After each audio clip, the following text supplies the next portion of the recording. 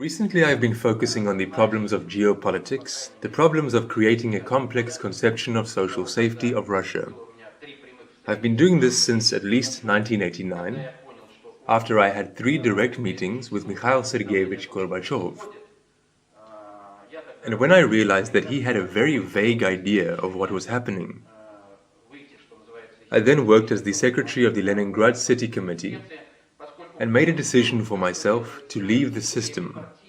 I recused myself at the regional party conference because I realized that everything that is being done in the party system, it serves exclusively one thing: the concealment of those true algorithms that are implemented in life. Because everything that was said and everything that was done, it was linked, but with the accuracy up to the point of the opposite. If you remember all of Gorbachev's perestroika slogans, this is the acceleration of socio-economic development, a failure. This is the fight against drunkenness, the complete boozifying of the people. It, by the way, always goes through a ban. This is the friendship of peoples, we got a war. Check it for any thesis.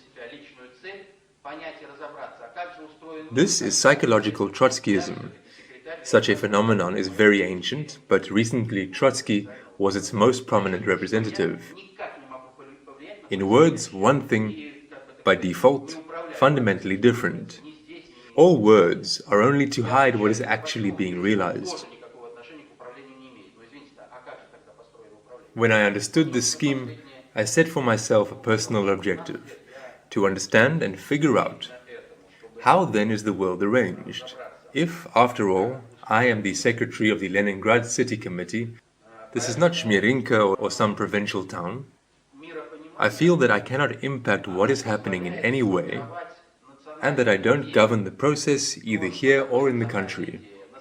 I meet with Gorbachev and see that he has nothing to do with governance. How then is governance built? Actually, the last perhaps 15 years are devoted exclusively to this, in order to understand how the world is arranged. Therefore, world understanding allows you to form a national idea. What is a national idea? A national idea cannot be invented in some classrooms by some scientists. If this national idea is really functionally operable, it should fully reflect the worldview that people have. That is, whoever thinks up what, no matter what pictures they try to form on television, we have centuries-old genetics. It cannot be exterminated in one generation, not in 2 or even in 3. And this worldview is there anyway.